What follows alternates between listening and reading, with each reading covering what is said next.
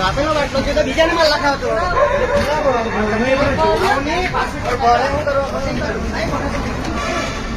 ગાડી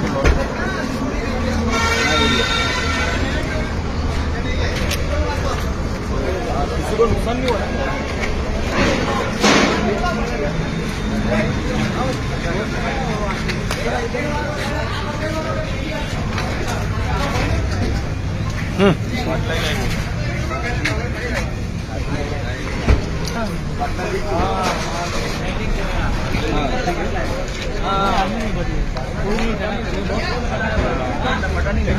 कटा है, कटा हुआ है।